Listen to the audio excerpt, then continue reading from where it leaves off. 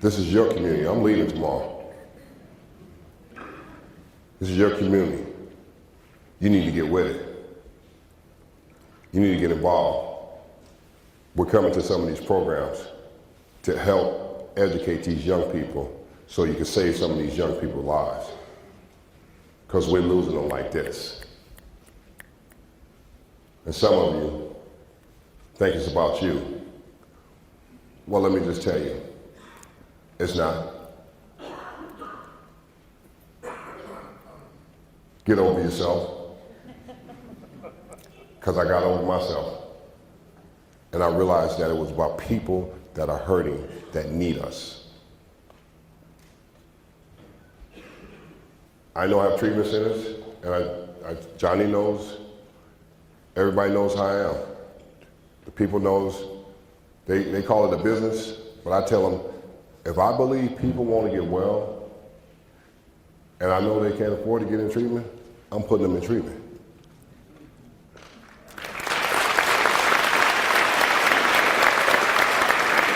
That's the bottom line. That is the bottom line of saving a life.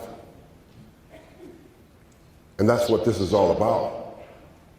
For you guys here in this community, you have a problem. Stop thinking, oh no, it won't happen in our community. Oh yes, it will. They set up shop. The drug dealers set up shop. They see the young girls, they get the young guys, and they move right in on them, and they lead them into the drug.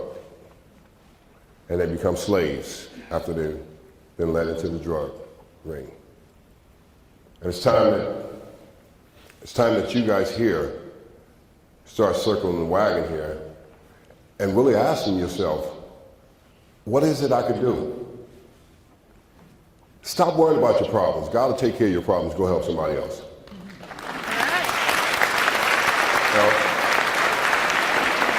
I'm trying to tell you this because I'm a living witness. It's happened to me. When I got over myself, because I thought I was all that in a bag of chips. And my wife Tracy, she's like, you ain't that special. You just need to get with the program and get involved and start helping somebody else and doing something for somebody else. And it's a lot of you here tonight. Oh yeah, I came here to challenge you. I came here to challenge you because I spent time with Les and his family. Wonderful, wonderful man, wonderful family, daughters, everybody that I met. I mean, just wonderful, wonderful people. How can you not get involved? Because they're not doing it for them, they're doing it for this community. You know, what he's doing and his team and everybody and what they have, they're not doing it for he's not doing it to say, look at me. He's doing it because you know what? We're trying to save lives.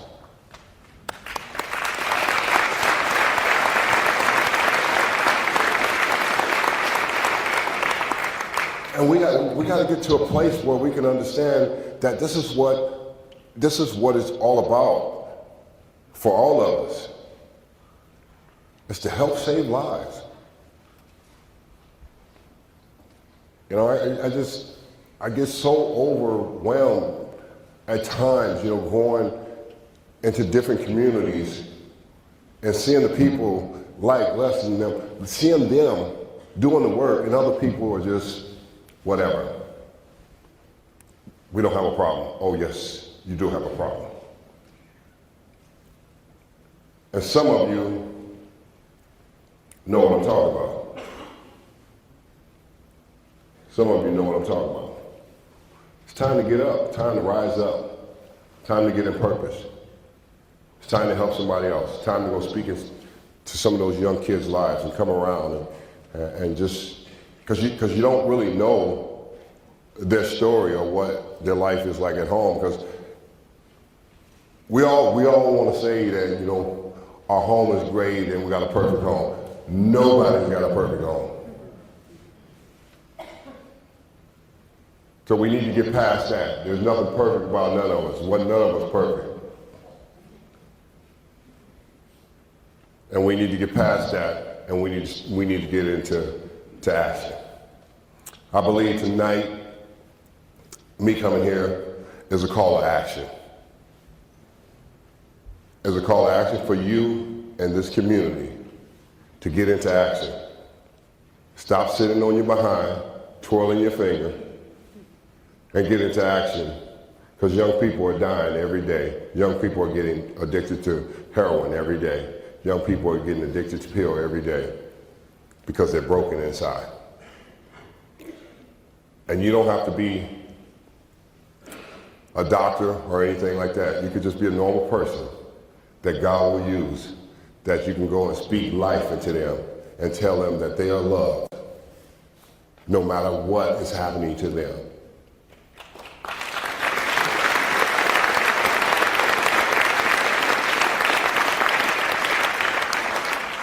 That will make a difference in someone else's life. That's what we're all here for. It's time for communities to start rallying around programs and leaders and stop saying these people are full of this and full of that. No. The ones that are out there doing it, they're making a difference. Some of you today and tonight, you need to start standing up and making a difference. You really do. Because it takes everybody to come together to make a difference. John here, he's my manager. Met him about 5 years ago, Wall Street, 28 years, out of his mind, just like I was. Led him to the Lord.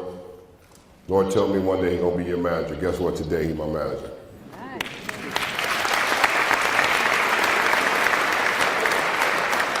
That's how it works. You know, he come from addiction, drugs, alcohol, everything too. Same thing I came from. He about this high, you know, we walking together, everybody like, boys, look at this crew here. But you know what? We care about people. You know, he's in recovery, and he works, hired him to work with my treatment center. He's my manager in my ministry. And we believe that people's lives matter. Other people's lives matter. Our life has been spared. We have been here. Some of you have been here a long time, sitting on the fence. I've been here 53 years. Some of you have been here long, just like I have, sitting on the fence. Some of you are just really starting, but some of you young people need to start rising up, you know, and you start saying to yourself, you know what, I'm gonna make a difference in this community. I'm gonna help somebody else. I'm gonna go see, because see, you need to understand that people that have drug problems, their life matters.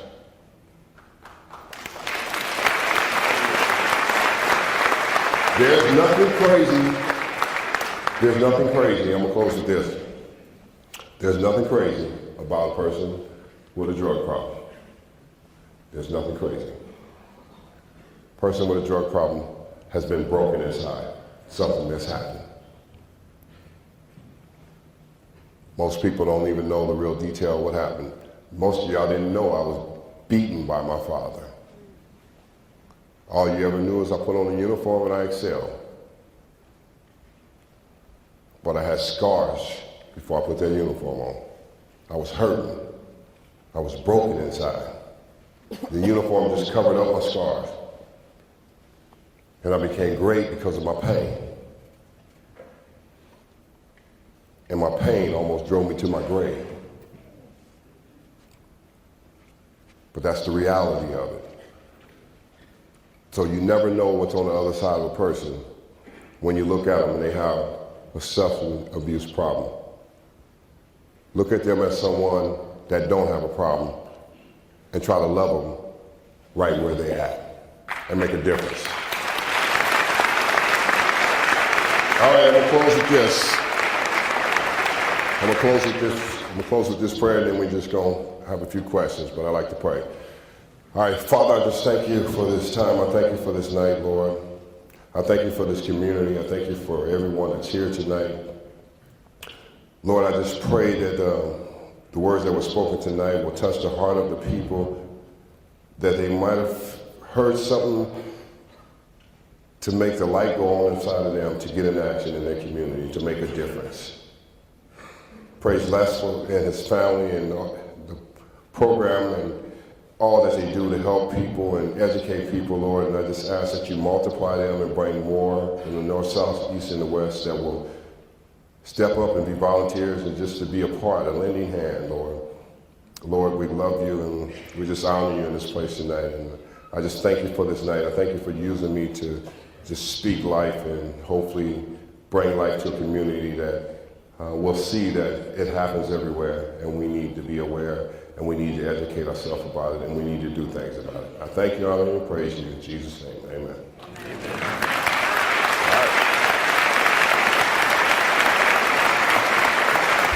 All right.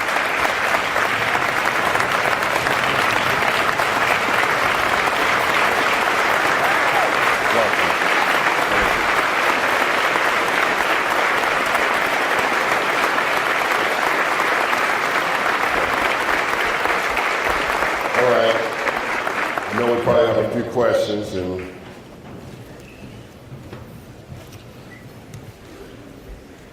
do we have a mic?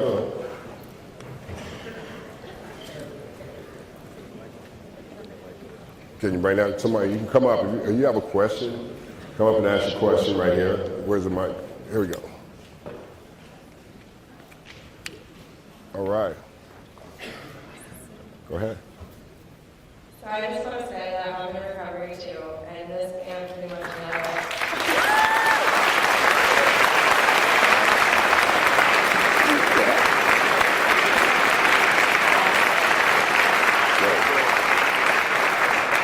So earlier I was at work at pt2, and he walks in, and I had no idea who you were, to be honest, but everyone else did.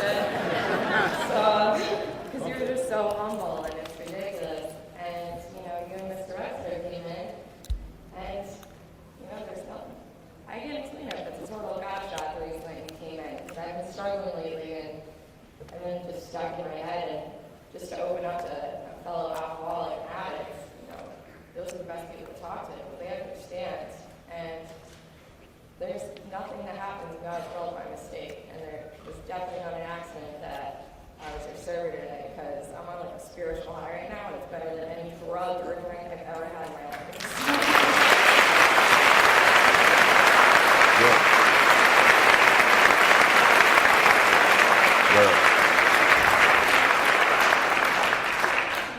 But I do want to touch on when he said parents listening. When I was growing up, I really struggled with myself, and everyone says that I'm really talented as an artist, but I never believed it. And all I ever wanted was for my mom and dad to listen and really hear me, and I felt like people minimized my problems. And that's why I turned to drugs and alcohol, because I hated myself, and I didn't know how to deal with myself. So definitely be there for your kids, and if someone's struggling, listen to them, because you could be that person and change their life.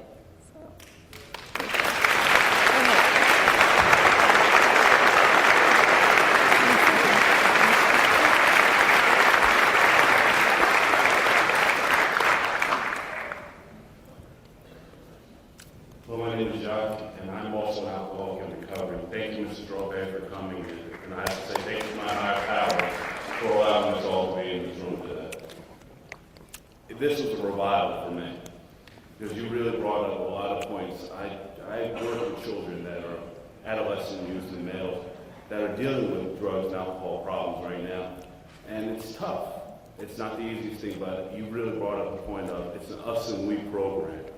And also, I have to say that you touched home when you said, I have to take the cotton out of my ears and put it in my mouth. That's the bottom line, and just sit down and listen. Because I didn't know, I was off the beam, I was upset, I was frustrated, and I have to realize it's not about me, but it's about us and we. And this is a problem with America.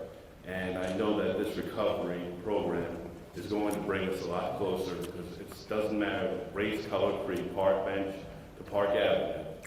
It's a menace to our society, and it's destroying our communities, each and every one of us. Thank you for allowing me to share, and God bless you. Thank you. All right, brother. All right, got it. Come on. Thank you, Darryl. Nice to meet you. My name is Aaron King. I live here in the community, and I'm glad you came out to speak tonight because what you said definitely touched many people here. And I'm glad you addressed the stigma on, rehabilitation centers, especially in our communities and throughout America, because sometimes we think that because someone goes to rehab or they're trying to address the problems of substance abuse, that they're weird or different or they're a mental person. No, recovery is just like having a broken leg. If you go to get a cast like it's okay, but you go to rehab, people look at you weird. And you never know how important it is just kind of be nice to that one person or just listen to that one person, because you never know how you can change someone's life. Someone's life tonight is probably changed by what you just shared. And I'm grateful that you were able to come here and say these things. And maybe, I would love to hear a little bit more on what are the importance of changing your people, places, and things? Because 20 years ago, if this was 20 years ago and the Mets were winning like this, you'd probably be out partying. Would I? Yeah, but you're here. Yeah. And you're sharing a message. Right. Can you please share a little bit more on changing your people, places, and things? Well, that's good. 20 years ago, I probably would have been right along with everybody else. But yeah, you have to change your people, places, and things. That's a real thing that most people don't want to do. They don't want to change their people, places, and things. All the guys I play with, I don't even hang out with anymore. That's how real it gets. If you're really talking about being well and you're talking about living a different life, if you're struggling to change that, I would suggest that you change that, because that will change everything about you. Because if you don't change from the people, places, and things, you continue to be around the same stuff, the same talk, and nothing changes. If you're in recovery, the job, you have to understand this for a person that's in recovery. The job is not the outside of what you look like. The job is the inside that you got to work on. That's where the real work is, on the inside. That's where the real problem is identifying yourself and the things that you don't like about yourself. It's okay. Because guess what? We all got problems. And we all got things that we don't like about ourselves. A lot of other people just don't deal with them drinking and drugging. We deal with them drinking and drugging. So, but you got to still deal with those issues to get well. Anyone else? Come on. Come up. The ladies, the ass. Thank you, Darryl, for coming today. You touched on a lot of things. I just celebrated 19 years in August. Yeah. Not about any of it said, not about me. I have a daughter who's a freshman here in Forest Knolls. I also have a daughter who's in kindergarten. And I want to thank you. My middle child, Matthew, is autistic. And thank you so much for what you do for the children with autism. It really means a lot to me and to a lot of the parents that know. Thank you.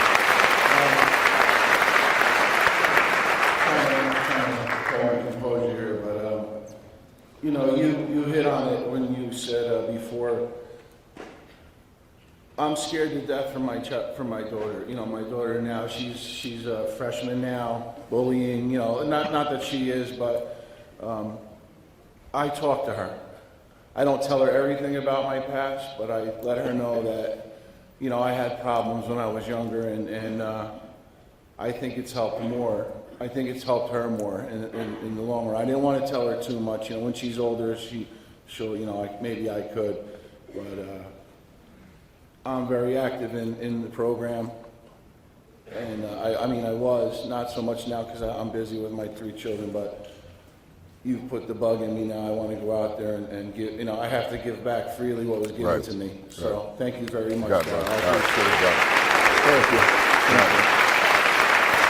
you. That's really good there, and some of us, when I was saying the fact that it's okay to be open and honest to your kids. And I told my kids all about me. I wanted them to know. I didn't want to leave it shortchange them, okay, because I wanted to make sure that they get well. You know, there's no reason to keep secrets about who you are. You know, if you can help your kids, you can help some other kids by sharing who you were and how you changed. You know, that's the message that we have to carry. You know, we can't just sit around and hold on to it and not go back and give it back. You know, we got to get out there and we got to give it back to help other people. Come on, Jimmy. All right. Yeah, I just want to say my name's Rob. I think most of us here who are sports fans, who came here as sports fans, you root for the jersey, but we root for you. Certain people transcend sports. You're one of those people. Thank you.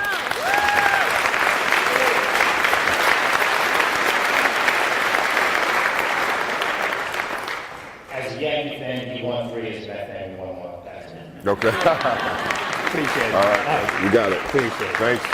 Thank you so much. There you go. Hi, How are you? nice to meet you. Nice to meet you too. My name is Susan Neely, and I'm a student assistance counselor at Morristown High School, and I am one of those people that does get off my butt and work with kids every day, and hell, I've worked in addiction as well, so it's a pleasure to do what I do, and I love it. I just wanted to know how you were able to maintain your sobriety, because you were saying that you weren't able to go to the rooms, and that was really a downfall for you, and how long that you've been sober. Well, it was clearly through my faith. You know, when I went to church 13 years ago, and I surrendered my life to God, and of course now I'm a pastor and I'm in ministry, and you know I preach the Word of God. You know, my whole life changed, and it's just incredible. You know, it's incredible what can take place in a person's life. You know, if you're really serious about purpose of life, I wanted to know why I was created, and I found my life, you know, through church, and I haven't looked back. You know, my life hasn't been the same. I just started studying the Word, and all of a sudden, you know, before I knew it, God empowered me to preach. You know, I preached at Liberty University the other day to 13,000 students, and so it's amazing where you can come from and where you be used. You know, when you just really surrender yourself and get into the real purpose of what life is all about. Because a lot, you know, I think a lot of times, a lot of us don't even understand. I got to the point of realizing that I only got one shot at this, and I'm not going to be here forever, and I need to make the best out of it. And I think if we all look at ourselves and say, how do we make the best out of the purpose of life and what we're here for, I think you'll start getting on a real journey, and you'll start energizing yourself. Because I energize myself every day I get up, that I'm going to do something great to, you know, make a difference in somebody's life. Young lady. Hi. Hi. I just wanted to thank you for coming and speaking to all of us. And also I know you're talking about a lot the big problems in your life, all the heroin and stuff. And I think I really wish a lot more students would come and listen to everything you've been saying. Not even everything about all the drugs and just how your mentality is right now. I think it's it just impacted me a lot about not God. Sorry. About not being so self-obsessed and helping people. I really think that would be an important message.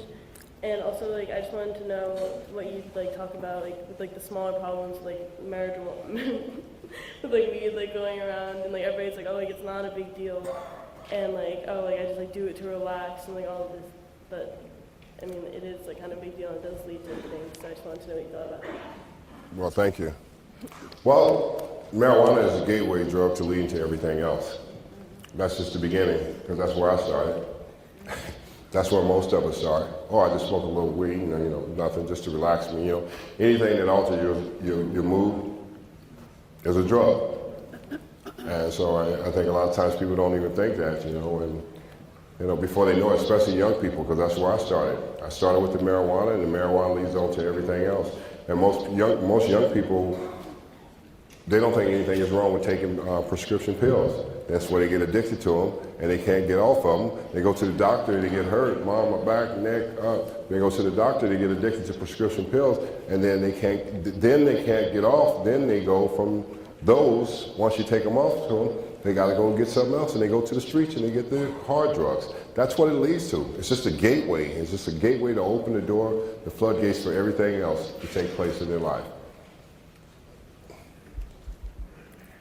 How you doing, Darryl? Doing good, good. Yeah, my name's Carl. I am an alcoholic. I've been in the program for 23 years. So I just want to thank you for sharing your experience, right, and hope. All right, Carl. You said a lot of great things, but I know there are a lot of young people out there, and I know they're sitting there and not going to happen to me. Yeah. Not going to happen to me. Right. But it can happen to anybody. You don't care how old you are, how young you are, how tall you are, or how short you are. That's right. It don't make a difference. Black or white, male or female. Dit disease wine. And dit disease are very colorful, powerful, and powerful. Right. And once they get a hold of you, they don't want to let go. That's right. But the one thing you just said, the weed program. Right. And well, I didn't know there was help. I didn't know there was help out there. And I'm so grateful for programs that there is help. Right. So once you come here, there is help. And I want to just thank you again. All right, thank you, brother. God bless you, buddy. Couple more, then we gotta close it down. First, it's a pleasure to meet you. All right, you too. I too am a person in long-term recovery, and I work with students in recovery at a university. I have a couple questions. One, it was good to see you at the United Free Station. Two, that was good. The other question I have for you is this: how did you, one, do you talk to athletes now that are struggling with drugs and alcohol or other substances, Major League Baseball, wherever? The other part of it is how do you deal with the stigma of being someone of celebrity status and then trying to deal with your issues? And I think that's it. All right. Why don't, okay, I don't really,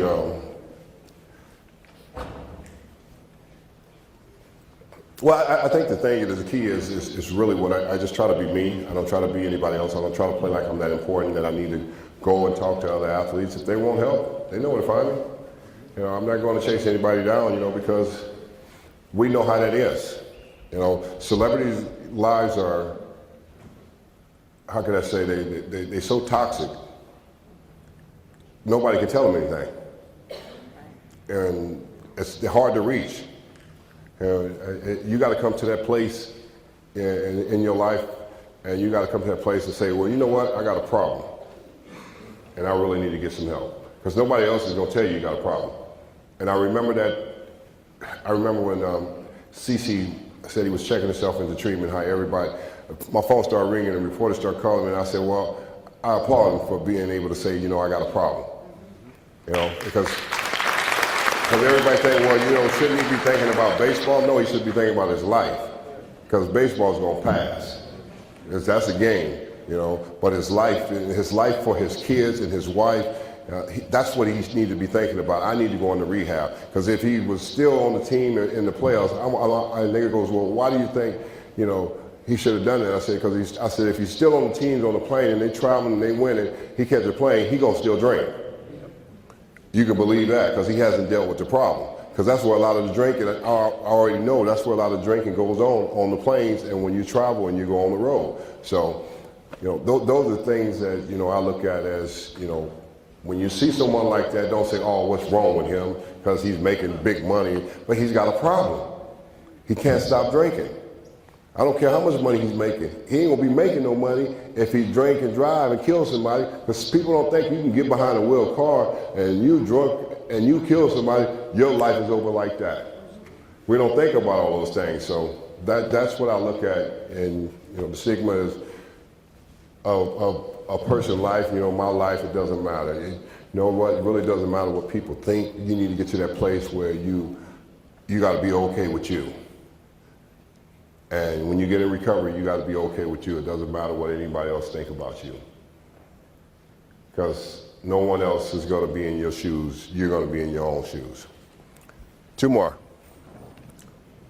Thank you very much, Mr. Strawberry. Thank you for coming here tonight.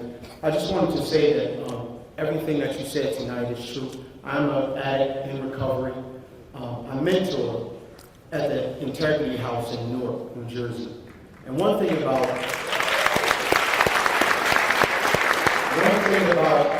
drug addiction, it does not discriminate. No.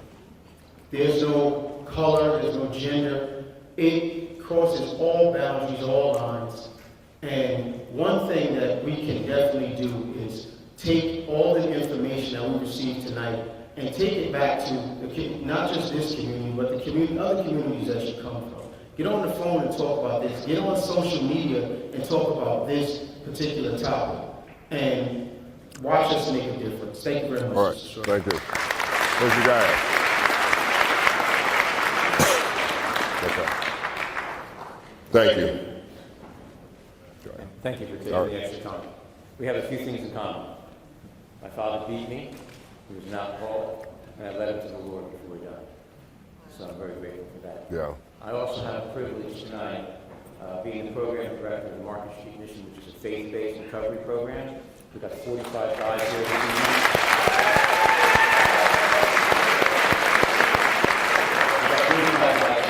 I just wanted to give them a little shout out, give them a little word as they go through this 11-month program. Yeah. We're all back in this. Where they at? Oh, okay. Well, guys, I just want to tell you, going through an 11-month program is not your entire life. It's just the beginning of a new life for you.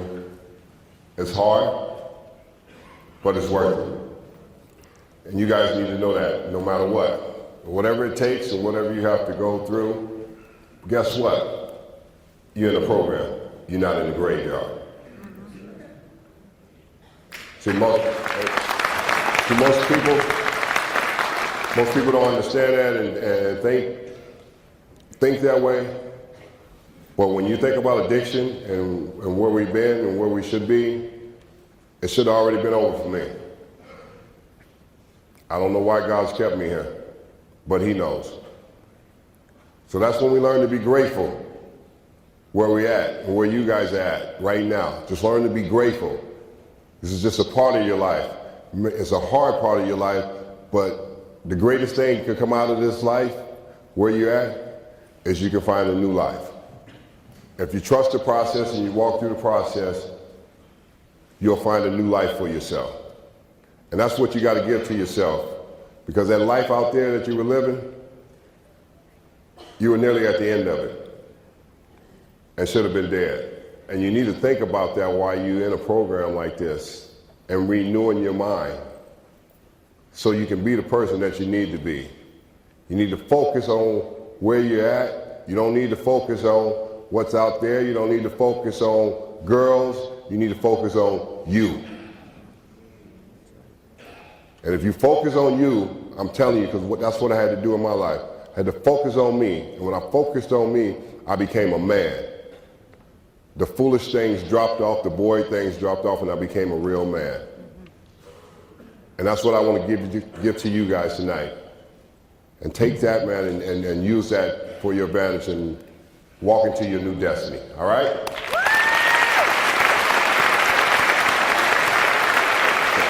That's it. One more. Go ahead. Or two questions. Do it. We get two, yeah. Go ahead. How you doing, sir? Good. My name is Rufus Moten. I got 64 days clean. I'm also part of that mission. Yeah. Yeah. I'm at Market Street Mission. I never liked baseball. I didn't come here. I didn't want to come here. I had to come here. Yeah. I listened to every word you said, and I love you for it. Thank you very much, sir. All right, brother. Give me a hug. All right. Thank you, brother. Thank you, Darryl. All right. In addition to finding God, what role models and character traits did you utilize on your road to recovery? Well, I think the most important person in my life today that really brought me to my knees before God did was my wife. She's in recovery. She's in recovery, and She brought me to my knees several times. She was pulling me out of dope houses down in South Florida, telling me I'm going to live, and there's a purpose for my life. Most incredible person I ever met. She didn't have to do that. But she was in recovery 1 year, and she could have lost her sobriety, but she took a risk to come pull me out of dope houses, tell me my life is important. See, you just never know. You know, you never know the difference that someone else can make in somebody else's life. And it's because of her. The reason why I'm the man I am today is because of my wife. It didn't make me just want to say this, didn't make me a weak man, it made me a better man. Because I listened to her. And I got the gift of that. That was the gift of life that I got when I started listening to my wife. And I listen to her all the time now. Ladies and gentlemen, one more time for Darryl.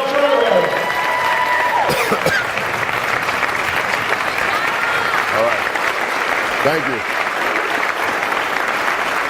Thank you guys for being here. I'm told it 29 years. So 29 years. Yeah. Not is. Everybody, please stay home safely. Thank you all for coming. And please remember the words that Darryl Pleasure. said. All right. Thank you very much. You too. All right, brother. You got it, brother. Way to go, man. That's what it's all about, man. It's helping someone else. You're taking my question. Oh, yeah. Yes. That's all right. You're welcome. Good job, man. Good job. All right, man. 3 years coming Good up. job. All right, Good to man. see you. Congrats, man. Thank you, man. Keep rolling, man.